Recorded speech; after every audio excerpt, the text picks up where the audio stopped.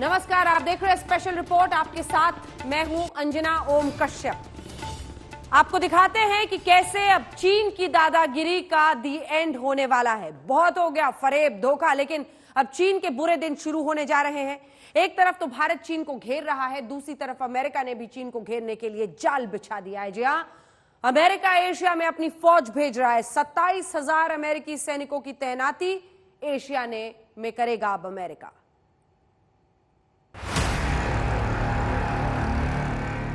हिंद महासागर, दक्षिण Korea, Japan और फिलीपींस में अमेरिका भेज रहा है अपनी सेना। इन सारी जगहों पर अमेरिका के पहले से ही सैन्य ठिकाने हैं। युद्धपोत से लेकर सबमरीन तक की तैनाती है।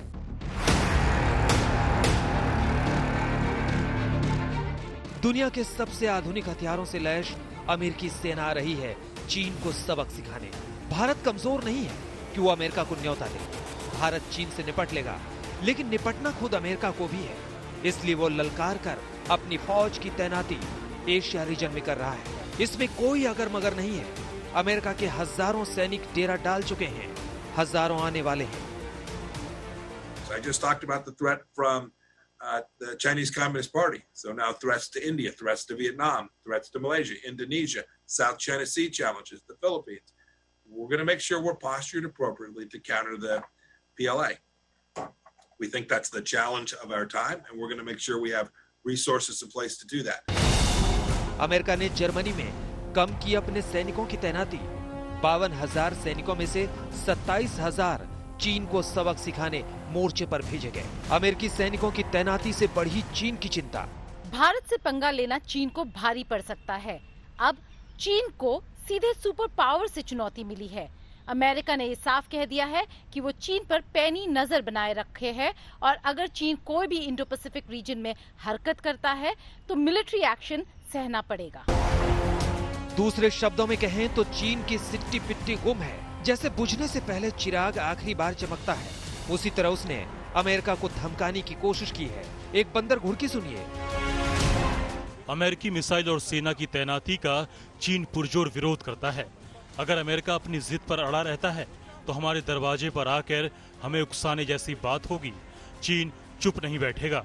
हमें उम्मीद है कि जापान और दूसरे देश क्षेत्रीय शांति को बहाल रखने की कोशिश करेंगे।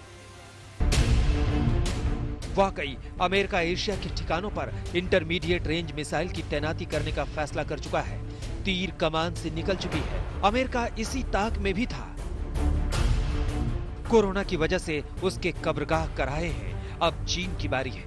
कोरोना कांड के बाद चीन चुपचाप बैठ जाता तो उसकी फजीहत के फॉर्मूले तैयार नहीं किए जाते, लेकिन उसे अपनी मिलिट्री की धौंस दिखानी थी, सुपर पावर बनना था। इसी चक्कर में उसने भारत जैसे भरोसेमंद पड़ोसी से भी पंगा लिया, खून बहाया। अब खून के आंसू रोने की बारी उसकी है। It's tempting for many, particularly in our business communities, who make money in China, to say we must calm tensions and simply accept an increasingly belligerent CCP. That's nonsense. I don't accept that argument. There is no compromise between freedom and authoritarianism. I don't want the future to be shaped by the CCP, and I'd wager no one on this call wants that either.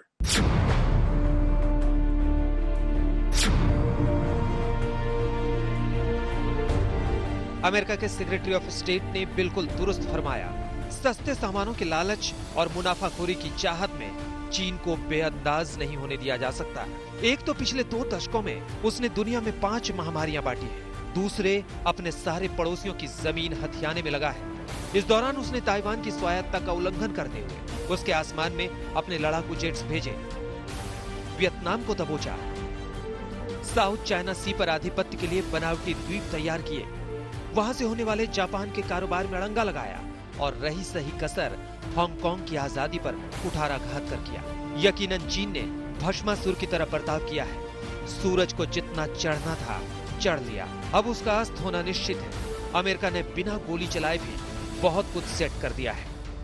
I also think that the Chinese took away from this that the world is now, this isn't the United States confronting China, that the world is now confronting China.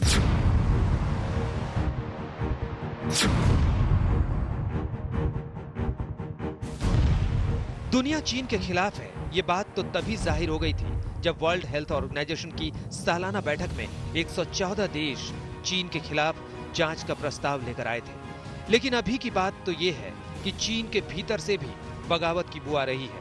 वहां के लोग Jinping की नीति और नियत के खिलाफ हो रहे हैं। बागी सुर वाले हर रोज हजारों पोस्ट डिलीट करना पड़ रहा है चीन को।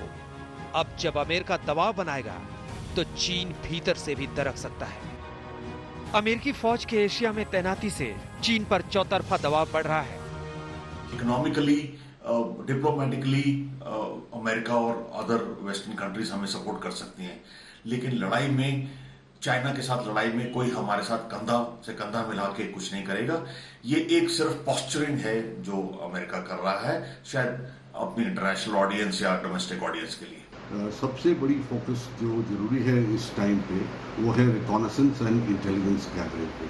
चाइनीज फोर्सेस जो थोड़ी बहुत डेप्थ में है उनको आइडेंटिफाई करना कि वो अपनी करंट लोकेशन जो भी है वहाँ से कितनी आगे जा रही है और किस तरफ, किस डायरेक्शन में, कहाँ रीइंफोर्स करने के लिए, कहाँ फोर्स प्रोजेक्शन के लिए प्रोग्रेस कर रही है। दरअसल चीन ने सोचा ही नहीं था कि इतने ही दिनों में परिस्थितियां इतनी बदल जाएंगी। वो मुगालते में था कि उसने दुनिया के 130 देशों को कर्जा खिला रखा है कि कोई कुछ नहीं बोलेगा। जिसे बोलना था वो चढ़कर बोले और अब उनका एक्शन भी बस बोलने ही वाला है। लद्दाख में चीन की बढ़ती हिमाकत के बीच भारत चीन को कड़ा जवाब देने की तैयारी में है। इस बीच चीन की विस्तारवादी नीतियों की वजह से वह दुनिया के सभी बड़े देशों के निशाने पर है। अमेरिका ने भी चीन को सीधी टक्कर देने की तैयारी कर ली है। इस बीच भारत ने भी साफ कर दिया है कि राजनयिक और सामरिक मोर्चे पर भारत चीन को हर हाल में जवाब देगा। गीता मोहन के साथ मंजित नेगी, दिल्ली, आज तक। पैतरेबाजी कोई चीन से सीखे, लेकिन भारत के सामने अब उसकी कोई चाल चलने वाली है नहीं। जैसे ही चीन को यह अंदाजा होता जा रहा है कि भारत अब चुप रहने वाला नहीं है, वो बातचीत पर अब उतर आता है। लेकिन लद्दाख सीमा पर चीन लगातार साजिशें रच रहा है, जिसको सबक सिखाने के लिए भारत ने तैयारियां तेज कर दी हैं।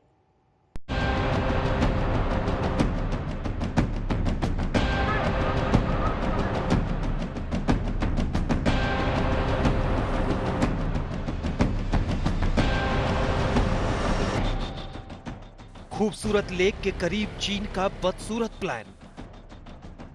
बढ़ते चीनी जमावड़े से सतर्क हिंदुस्तान। पूर्वी लद्दाख में मौजूद पेंगोंग झील के इलाके में चीन की नई साजिश बेनकाब हुई है। इस इलाके में मौजूद फिंगर 8 से फिंगर 4 के बीच चीनी जमावड़ा बढ़ गया है। ये खुलासा कर रही है ये नई सैटेलाइट तस्वीरें। इन तस्वीरों में साफ तौर पर चीनी टेंट और चीनी सेना की गाड़ियों का जमावड़ा दिखाई दे रहा है। चीन की चालबाजी देखिए। फिंगर 8 से फिंगर 4 के बीच चीन ने 15 मई के बाद कई नए निर्माण किए हैं। ये वो बीच का इलाका है जो इस वक्त आपको नजर आ रहा है। जैसे जैसे हम थोड़ा पीछे जाते हैं आपको इनके बोट शेड्स भी नजर आएंगी। आप देखिए इन्होंने कच्चे रास्ते बना रखे हैं ताकि इनकी गाड़ियां जा सके। यहाँ पर इनके कुछ टेंट हैं जो इन्होंने यहाँ पे तैयार किए हैं, ये पिंक कलर के।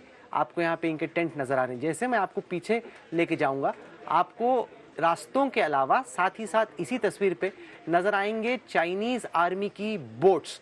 चाइनीज आर्मी की बोट्स हम लोगों को नजर आएंगी और साथ ही साथ जब हम देखते हैं इसके अलावा हमें चाइनीज आर्मी के और टेंट्स मैं आपको दिखाने वाला हूं।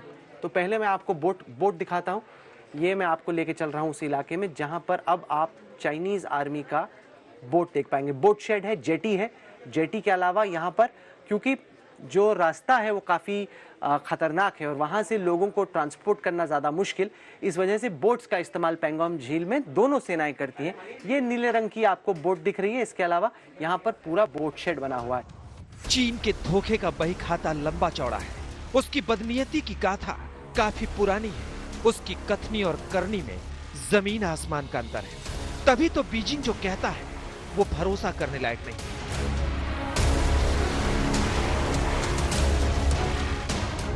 कूटनीति की बिसात पर चीन किसी कायदा कानून को नहीं मानता। वो पावर देखता है, नफा नुकसान देखता है, उसी के हिसाब से वो खुद को ढालता रहता है। 22 जून को हुई कमांडर स्तर की बातचीत में चीन ने मान लिया था कि चीनी सेना 5 मई से पूर्व वाली स्थिति में लौट जाएगी। लेकिन हुआ क्या? चीन ने अपनी फितरत नहीं छोड़ी। उसे गलवान वैली में 4 से 6 किलोमीटर पीछे हटना था, लेकिन 4 दिन बीत जाने के बाद भी उसके गिने चुने जवान ही कुछ टेंट और गाड़ियां करीब 1 किलोमीटर पीछे खिसकी। मतलब चीन ने अब तक अपने वादे पर अमल नहीं किया है। 6 जून को जब भारत और चीन के बीच वो पहली बातचीत हुई थी, जो चीन के निमंत्रण पर हुई थी, उसके ठीक 9 दिन बाद गलवान की वो घटना हो गई।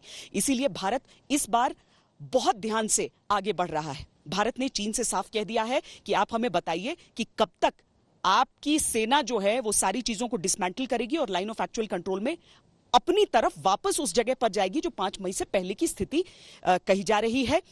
चीन की तरफ से भले ही बहुत सारे वादे कर दिए जाते हैं, लेकिन भारत उन चीजों पर अव्वल तो यकीन नहीं कर रहा है। दूसरी चीज ये हो रही है कि भारत ने अपनी तैनाती किसी भी तरीके से चीन के किसी भी आश्वासन पर कम नहीं की है, क्योंकि गलवान घाटी को लेकर चीन एक बात करता है और पेंगोंग त्सो में अचानक अपने सैनिकों की तादाद बढ़ा देता है।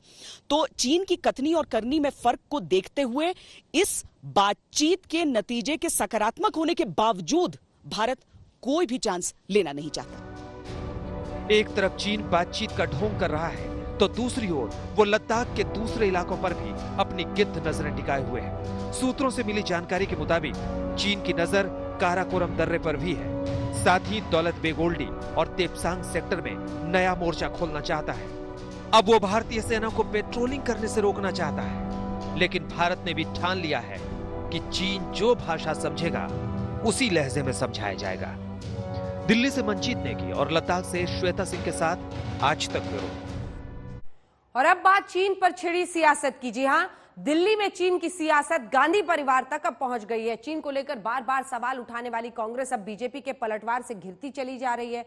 बीजेपी ने आरोप लगाया है कि राजीव गांधी फाउंडेशन को चीन से चंदा मिला।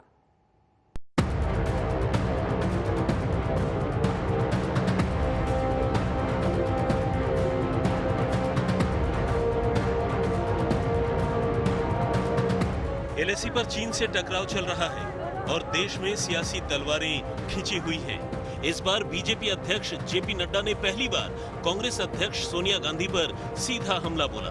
बीजेपी का आरोप है कि प्रधानमंत्री नेशनल रिलीफ फंड से पैसा राजीव गांधी फाउंडेशन में जाता रहा। पीएम नेशनल रिलीफ फंड में भी सोनिया गांधी, राजीव गांधी फाउंडेशन में भी सोनिया गांधी, और जिस प्रकार से पीएम नेशनल रिलीफ फंड का पैसा ये डाइवर्ट होके जा रहा है राजीव गांधी फाउंडेशन में, इट स्पीक्स वॉल्यूम से बहुत कुछ कहता है कि किस प्रकार केवल और केवल ये जो फाउंडेशन बनाई गई थी ये पैसे के आदान प्रदान के लिए, पैसे बनाने के लिए और भ्रष्टाचार का एक माध्यम था, एक शेल कंपनी की तरह ये काम कर रही है। कांग्रेस पर आरोप लगाते हुए जेपी नड्डा ने लिखा, पैसे के लिए एक परिवार की भूख ने देश को बर्बाद किया। कांग्रेस की शाही राजवंश ने आत्मलाभ के लिए अनियंत्रित लूट की। इसके लिए उन्हें माफी मांगने की जरूरत है। हम आपको बता दें कि पूर्व प्रधानमंत्री राजीव गांधी के लक्ष्यों को आगे बढ़ाने के लिए 21 जून 1991 को सोनिया गांधी ने राजीव गांधी फाउंडेशन की शुरुआत की थी। फाउंडेशन एजुकेशन, साइंस और टेक्नोलॉजी का प्रमोशन, शोषित और दिव्यांगों के सशक्तिकरण के लिए काम करती है। सोनिया इसकी चेयरपर्सन है। पूर्व प्रधानमंत्री मनमोहन सिंह के अलावा राहुल गांधी, प्रियंका गांधी और पी चिदम्बरम ट्रस्टी हैं। बीजेपी आरोप लगा रही है कि 2005-6 में राजीव गांधी फाउंडेशन को चीन से $3 लाख यानी तब 90 लाख रुपए मिले थे। ऐसा क्यों हुआ? क्या जरूरत पड़ी? कांग्रेस पार्टी जवाब दे कि चीन के साथ इतना प्रेम क्यों बढ़ गया था कि पार्टी के साथ एमओयू हो रहा है, राजीव गांधी फाउंडेशन को चाइनीज एम्बेसी पैसे दे रही है। ऐसे कागज हम नहीं निकाल सकते। इन कागजों का क्या महत्व है? देश की सीमाओं पर चीन की सेना खड़ी है, भीतर आ रही है, और जेपी नड्डा हो, मोदी जी हो, अमित शाह हो, सुबह से शाम तक कांग्रेस से लड़ना चाहते। दुश्मन देश का देश के भीतर घुस रहा है और आप अपने विपक्ष से लड़ाई लड़ने में मसरूफ हैं। सवाल यह है कि यह बहस अभी क्यों छिड़ी है? चीन के मुद्दे पर कांग्रेस ने प्रधानमंत्री नरेंद्र मोदी के बयान पर सवाल उठाए थे। जवाब में बीजेपी अध्यक्ष जेपी नड्डा ने राजीव गांधी फाउंडेशन और चीन का लिंक बता दिया। आज तक ब्यूरो। प्रधानमंत्री मोदी ने आज आत्मनिर्भर यूपी अभियान की शुरुआत की। इस मौके पर पीएम मोदी ने कोरोना से जंग में योगी सरकार की भूमिका की तारीफ की। पीएम मोदी ने कहा कि योगी आदित्यनाथ ने अच्छी योजना और असरदार एक्शन की मिसाल कायम की है। लेकिन ये किसी ने नहीं सोचा था कि पूरी दुनिया पर, पूरी मानव जाति पर एक साथ एक ही तरह का इतना बड़ा संकट आ जाएगा। एक ऐसा संकट जिसमें चाहकर भी लोग दूसरों की पूरी तरह मदद नहीं कर पा रहे हैं। इस दौरान शायद ही कोई ऐसा होगा जिसको कोई परेशानी न हुई हो। बच्चे हो, बुजुर्ग हो, महिलाएं हो, पुरुष हो, देश हो, दुनिया हो, गांव हो, शहर हो, पढ़ा लिखा हो, अनपढ़ हो, अमीर हो, गरीब हो, हर किसी को दिक्कतों का सामना करना पड़ा है। आगे भी हमें नहीं पता किस बीमारी से कब मुक्ति मिलेगी, लेकिन हां, इसकी एक दवाई है जिसका हम सबको पता है, और ये दवाई है 2 गज की दूरी। ये दवाई है मुंह ढकना, फेस कवर या गमछे का इस्तेमाल करना। जब तक कोरोना की वैक्सीन नहीं बनती है, टीका नहीं बनता है, हम इसी दवाई से इस कोरोना से रोक पाएंगे। हम यूरोप के 4 बड़े देशों को देखें। मैं यूरोप के 4 देशों का उल्लेख करता हूं। इंग्लैंड, जो 250 साल हमारे पर राज करके गया, फ्रांस, इटली, स्पेन। मैं इतने ही राज्यों की बात करता हूं। ये देश 200-250 साल तक दुनिया में सुपर पावर हुआ करते थे। आज भी दुनिया में इनका दबदबा है। आज अगर इन चारों देशों की कुल जनसंख्या को अगर हम जोड़ दें, इन 4 देशों की कुल संख्या को जोड़ दें, तो वो भी जैसे उत्तर प्रदेश के 24 करोड़ हैं, इन 4 देशों की जनसंख्या भी 24 करोड़ होती है। हमारे तो अकेले यूपी की ही जनसंख्या 24 करोड़ है। यानी कि जितने लोग इंग्लैंड, फ्रांस, इटली और स्पेन, इन 4 देशों में रहते हैं, उतने ही लोग हमारे उत्तर प्रदेश में रहते हैं। लेकिन कोरोना में इन 4 देशों में मिलाकर उनकी जनसंख्या उत्तर प्रदेश जितनी है, इन 4 देशों में मिलाकर के 1,30,000 लोगों की मौत हो चुकी है। 1,30,000। जबकि उतनी ही जनसंख्या वाला हमारा उत्तर प्रदेश 600 लोगों की जान गई है। कहां 1,30,000 लोगों की मृत्यु और कहां 600 लोगों की मृत्यु। ये बात सही है कि मृत्यु होती है, एक हो या अनेक हो। हमें ये भी मानना पड़ेगा कि इन 4 देशों ने मिलकर अपने यहां जितने प्रयास किए, फिर भी उनके यहां यूपी से कई गुना ज्यादा लोगों की जानें गई। चीन की चमचागिरी करने वाले पाकिस्तान की, जी हां, इमरान खान ने पाकिस्तान की संसद में खड़े होकर दुनिया के सबसे खूंखार आतंकी ओसामा बिन लादेन को शहीद बताया है। इमरान खान को तालिबान खान तो पहले से ही कहा जाता है, लेकिन क्यों कहा जाता है आज ये भी साफ हो गया। साथ ही इसका भी खुलासा हो गया कि पाकिस्तान को आतंक का एपिसेंटर क्यों कहा जाता है।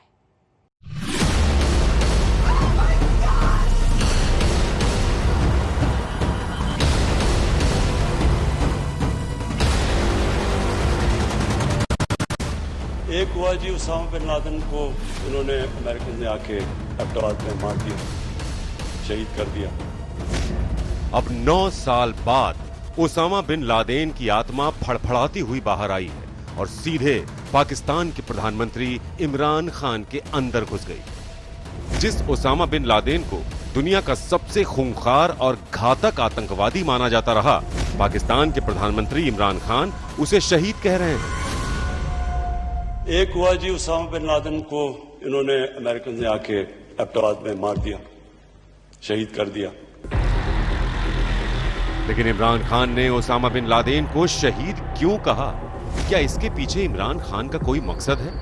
क्या इमरान ने ओसामा बिन लादेन को जानबूझकर और सोच समझकर शहीद कहा है? आज हम इसकी पूरी हकीकत आपको दिखाएंगे। आखिर पाकिस्तान इस वक्त सोच क्या रहा है? जी हां, ये वही इमरान खान हैं जो दुनिया के सामने कश्मीर का हवाला देकर भारतीय सेना और प्रधानमंत्री मोदी को अपमानित करने की कोशिश करते हैं। तो दूसरी तरफ तालिबान के साथ गलबहियां करते नजर आते हैं। जब से इमरान ने क्रिकेट छोड़ा था और बतौर राजनेता पाकिस्तान की राजनीति में एंट्री ली थी, तब उस दौर में इमरान आतंकियों के संगठन तालिबान के लिए सॉफ्ट कॉर्नर रखते थे। और शायद यही वो वजह रही जिसके चलते उन्हें तालिबान खान कहा जाता था। कहते हैं जुबां पर कभी न कभी सच आ ही जाता है। पाकिस्तान में आतंकियों को पालने पोसने वाले इमरान खान उसामा बिन लादेन के कितने बड़े मुरीद रहे होंगे, ये उन्होंने सारे जमाने के सामने आज जाहिर कर दिया। इमरान खान उसामा बिन लादेन के आतंक से कितने प्रभावित रहे होंगे, ये आज खुलकर सामने आ रहा है। मुझे कभी नहीं भूलता वो भी एक हमारे पाकिस्तानियों के लिए बड़े दो शर्मिंदा वाकया जिसमें हम सब बड़े शर्मिंदा हुए। एक हुआ जी, उसामा बिन लादेन को इन्होंने अमेरिकन ने आके एबटाबाद में मार दिया, शहीद कर दिया। अमेरिका के दुश्मन नंबर 1 को वो शहीद कहकर क्या साबित करना चाहते हैं? सबसे पहले आपको बता दें कि 2 मई 2011 को पाकिस्तान के एबटाबाद में अमेरिका ने ऑपरेशन नेपच्यून स्पेयर के तहत उसामा बिन लादेन को मार गिराया। अमेरिका में हुए 9/11 हमलों का मास्टरमाइंड उसामा बिन लादेन, वो उसामा बिन लादेन जिसके आतंक से दुनिया का सबसे पावरफुल मुल्क अमेरिका भी थर्रा उठा। आज इमरान खान ने उसामा बिन लादेन को पाकिस्तान की संसद में खड़े होकर शहीद कहा, तो इसके पीछे जरूर कोई बात छुपी है। अब इमरान खान का ये बयान सुनिए। किसी को अमेरिका से जिस तरह हमने वॉर ऑन टेरर में उनका साथ दिया और जो जिल्लत उठानी पड़ी मेरे मुल्क को, मैं नहीं समझता कि कभी भी कोई मुल्क एक वॉर ऑन टेरर में साथ दे और उनका साथ दे और वो बुरा भला भी हमें कहें, कामयाब अफगानिस्तान में ना हो तो वो भी पाकिस्तान जिम्मेदार है। अमेरिका के खिलाफ ये इमरान खान की खुली भड़ास है, क्योंकि आतंक को पालने वाले इमरान खान बार बार अमेरिका के सामने जलील होकर लौटे हैं। भारत ने पिछले 5 अगस्त को कश्मीर से धारा 370 का खात्मा किया तो इमरान खान अमेरिका के पास गए, लेकिन वहां से उन्हें अपना उतरा हुआ चेहरा लेकर वापस लौटना पड़ा, क्योंकि अमेरिका भी जानता है कि भारत आतंकवाद के सख्त खिलाफ है और पाकिस्तान आतंक का हेडक्वार्टर है।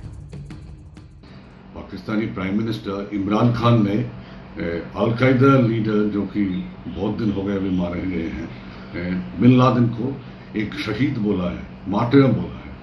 तो इसका क्या मतलब बनता है? मेरे ख्याल में तो सबसे पहला जो इसका मतलब बनता है वो ये है कि पाकिस्तान दुनिया का एपिसेंटर है, सेंट्रल पॉइंट है टेररिज्म का स्प्रेड के लिए। और वैसे भी आजकल पाकिस्तान चीन के तलवे चाटने में लगा हुआ है, क्योंकि भारत चीन की दगाबाजी और धोखेबाजी का करारा जवाब दे रहा है। चीन और अमेरिका के बीच भी तनातनी चल रही है। ऐसे में पाकिस्तान भारत से दुश्मनी निभाते हुए और चीन की वफादारी में अमेरिका को भला बुरा कह रहा है। पाकिस्तान का सीधा सा फंडा है, वो आतंक फैलाए और उसे कोई कुछ ना कहे। हम आपको बता दें कि 24 जून यानी बुधवार को फाइनेंशियल एक्शन टास्क फोर्स यानी FATF ने पाकिस्तान को फिलहाल ग्रे लिस्ट में ही रखा है, क्योंकि पाकिस्तान लश्कर तैयबा और जैश ए मोहम्मद जैसे आतंकी संगठनों को पहुंचने वाली फंडिंग नहीं रोक पाया है। कि इस वक्त हिंदुस्तान पूरी कोशिश कर रहा है पाकिस्तान के अंदर डिस्टेबलाइजेशन की। आज हिंदुस्तान को सबसे ज्यादा ये जो एक एक्सट्रीमिस्ट एक वो गवर्नमेंट जो कि एक इंतहा पसंद गवर्नमेंट, जो बिल्कुल इस वक्त उनका सिर्फ गोल ये है कि किसी तरह पाकिस्तान को सबक सिखाया जाए और पाकिस्तान को गिराया जाए। ओपनली उनके थिंक टैंक्स के अंदर, ओपन टीवी के ऊपर वो बात करते हैं। वहीं अमेरिका के स्टेट डिपार्टमेंट की कंट्री रिपोर्ट्स ऑन टेररिज्म में साल 2019 में भी कहा गया है कि भारत को निशाना बना रहे लश्कर-ए-तैयबा और जैश-ए-मोहम्मद जैसे संगठनों को पाकिस्तान ने अपनी जमीन से ऑपरेट करने दिया। पाकिस्तान में जैश का सरगना मसूद अजहर और 2008 के मुंबई धमाकों का प्रोजेक्ट मैनेजर साजिद मीर आज भी आजाद घूम रहे हैं। आज तक ब्यूरो। दरअसल पाकिस्तान में कोई आतंक के आकाओं की बिना मर्जी के टिक नहीं सकता। ये बात इमरान खान ने साबित कर दी है। आज दुनिया को यह भी पता चल गया है कि भारत बार बार आतंक के सबूत पाकिस्तान को सौंपता है और पाकिस्तान अपने पालतू आतंकियों पर कार्रवाई क्यों नहीं करता है।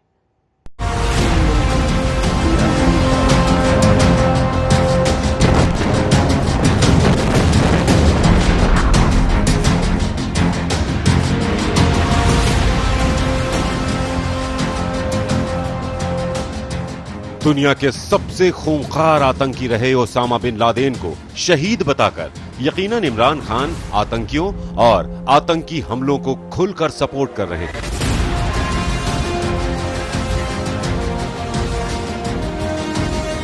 पाकिस्तान में पल रहे आतंक के आकाओं के रहनुमा भी बन रहे हैं। बात सीधी और साफ है, भले ही इमरान खान ने पाकिस्तान की संसद में खुद को एक मजलूम और सताया हुआ बताया हो, लेकिन आतंकवाद और आतंकवादियों के लिए उनका नजरिया अब खुलकर सामने आ रहा है। बिन लादेन को इन्होंने अमेरिकन ने आके एबटाबाद में मार दिया, शहीद कर दिया। चाहे पुलवामा हमला हो या फिर हाफिज सईद, मौलाना मसूद अजहर, इनका बचाव करके इमरान ने बता दिया कि पाकिस्तान एक ऐसा मुल्क है जिसमें से अगर आतंकवाद और आतंकवादी हटा दिए जाएं, तो ये मुल्क और इसका निजाम शायद ही चल पाए। क्योंकि जिस आदमी ने अपनी राजनीति की शुरुआत तालिबान खान बनकर की हो, उसके लिए ओसामा बिन लादेन का शहीद या फिर हीरो होना स्वाभाविक है। ओसामा बिन लादेन दुनिया का एक खूंखार आतंकवादी था। ओसामा बिन लादेन ने हजारों बेगुनाह लोगों की हत्याएं की। उसने तालिबान और अल कायदा जैसे आतंकी संगठनों का गठन किया। ओसामा बिन लादेन अमेरिका के ऊपर हमले का मास्टरमाइंड था, जो वर्ल्ड ट्रेड सेंटर और पेंटागन में हुआ था। दुनिया के अलग अलग मंचों पर भारत ने न जाने कितनी बार पाकिस्तान को एक्सपोज किया है, न जाने कितनी दफा उसकी जमीन पर पल रहे आतंक के सबूतों का पुलिंदा पेश किया है। 26/11 मुंबई हमले के मास्टरमाइंड हाफिज सईद, मौलाना मसूद अजहर, जकीउर रहमान लखवी पर भारत पूरा डोजियर सौंप चुका है, लेकिन इन आतंकियों पर पाकिस्तान की कार्रवाई अभी तक सिफर ही है और हाफिज सईद आज भी जहर उगलता है। मोदी, तुमने तो कर लिया जो कर लिया, अब इंशाअल्लाह कश्मीरी मुजाहिदीन सर्जिकल स्ट्राइक्स करके तुम्हें बताएंगे।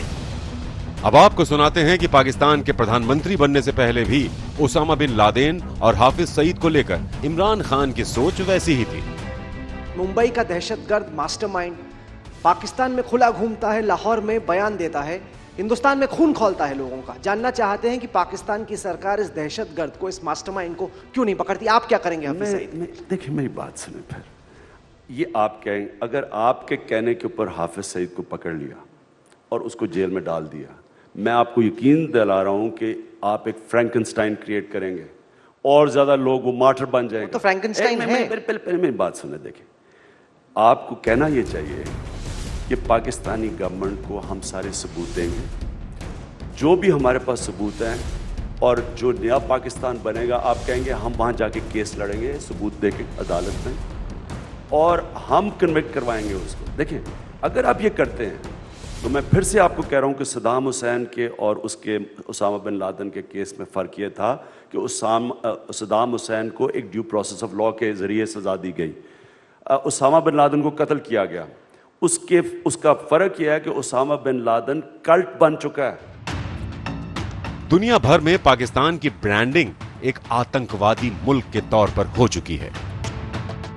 आज की तारीख में इमरान खान उसामा बिन लादेन को शहीद बता रहे हैं और भारत के खिलाफ आतंक को बढ़ावा दे रहे हैं। इसीलिए पाकिस्तान चीन की गुलामी भी कर रहा है, क्योंकि चीन भी पाकिस्तान में पल रहे आतंकियों पर चुप्पी साध जाता है। उरी हमले के बाद भी चीन ने पाकिस्तान का बचाव करने की कोशिश की थी। आज तक ब्यूरो। आतंकी धरती से आकाओं ने हुक्म दिया तो कश्मीर में आज दो आतंकी हमले हुए, लेकिन पाकिस्तान में बैठे आतंकी ये नहीं जानते कि ये भारत की फौज है। वो जितने आतंकी भेजेगा सब के सब मारे जाएंगे।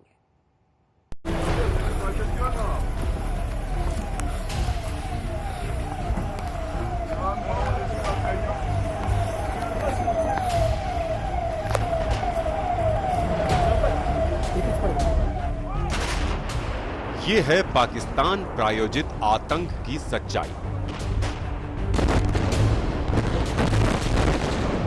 जिसको अब पाकिस्तान के प्रधानमंत्री कबूल भी करने लगे।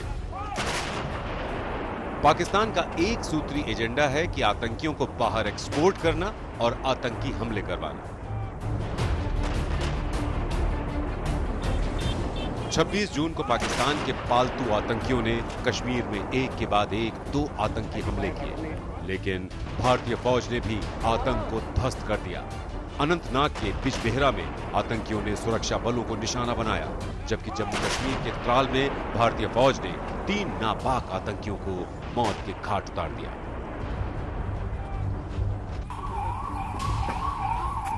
सबसे पहले बात अनंतनाग की करते हैं। यहां आतंकियों ने सुरक्षा बलों को निशाना बनाकर हमला किया। इस हमले में सीआरपीएफ का एक जवान शहीद हो गया, वहीं एक 12 साल के बच्चे की गोली लगने से मौत हो गई। बिल्कुल हम इस समय मौजूद है ग्राउंड जीरो पे। आपको बता दूंगे कुछ समय पहले यहाँ पे मिलिटेंट्स ने सीआरपीएफ पेट्रोलिंग पार्टी पर हमला किया है। बिल्कुल ये वो जो है जहाँ पे मिलिटेंट्स ने हमला किया है। आपको बता दूं कि इसमें एक जवान गंभीर रूप से घायल हो गया है, जिसको हॉस्पिटल इलाज के लिए भेजा गया है। फिलहाल आप यहाँ पे देख सकते हो एक्सक्लूसिव विजुअल कि किस तरह यहाँ पे सिक्योरिटी फोर्स ने इस समय पूरे इलाके को कॉर्डन में लिया है। आपको बता दूं कि ये इलाका जो है ये काफी ज्यादा सिक्योरिटी जोन माना जाता है, जहाँ पे मिलिटेंट्स ने हमला किया है सीआरपीएफ पेट्रोलिंग पार्टी पे। आप देख सकते हो इस समय किस तरह यहाँ पे सिक्योरिटी फोर्स ने इस समय पूरे इलाके को कॉर्डन में लिया है। आप देख सकते हो एक्सक्लूसिव विजुअल्स कि यहाँ पे सीआरपीएफ पेट्रोलिंग पार्टी पर ये हमला किया गया है। आपको बता दूं कि उसके फौरन बाद ही यहाँ पे जो मिलिटेंट्स है वो भागने में कामयाब हो गया, लेकिन आपको बता दूं कि फिलहाल इस इलाके को पूरी तरह से सिक्योरिटी फोर्स ने घेर लिया है। अनंतनाग के बिजहेरा में सुरक्षा कर्मी पेट्रोलिंग कर रहे थे। इसी दौरान हथियारों से लैस आतंकी मोटरसाइकिल पर आए और पेट्रोलिंग कर रहे जवानों पर हमला कर दिया।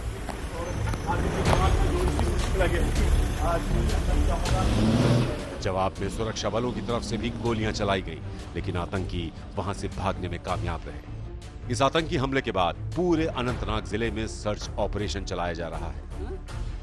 इससे पहले त्राल में हुई मुठभेड़ में सुरक्षा बलों ने 3 आतंकियों को ढेर कर दिया था। ये मुठभेड़ गुरुवार रात से ही चल रही थी। मुठभेड़ में 2 आतंकियों की लाश बरामद की गई है, तीसरे की तलाश की जा रही है। त्राल में आतंकियों से एनकाउंटर के दौरान सेना का एक जवान और एक पुलिसकर्मी घायल हो गए। फिलहाल पूरे इलाके में सर्च ऑपरेशन चलाया जा रहा है। हम आपको बता दें कि जम्मू कश्मीर में आतंकियों की सफाई जारी है। अब तक दक्षिण कश्मीर में 12 एनकाउंटर हो चुके हैं। जून में ही 35 आतंकियों का खात्मा किया जा चुका है, जबकि इस साल 100 से ज्यादा आतंकी ढेर किए जा चुके हैं। भारतीय सेना एलओसी से लेकर हर मोर्चे पर आतंक को करारा जवाब दे रही है और ढूंढ ढूंढ कर आतंकियों को गोलियों से भून रही है। इसीलिए पाकिस्तान में बैठे आतंक के आका तिलमिलाए हुए हैं। अनंतनाग से इश्तियाक सोफी के साथ आज तक ब्यूरो। इसी के साथ स्पेशल रिपोर्ट में इतना ही। देश दुनिया की बाकी खबरों के लिए आप देखते रहिए आज तक।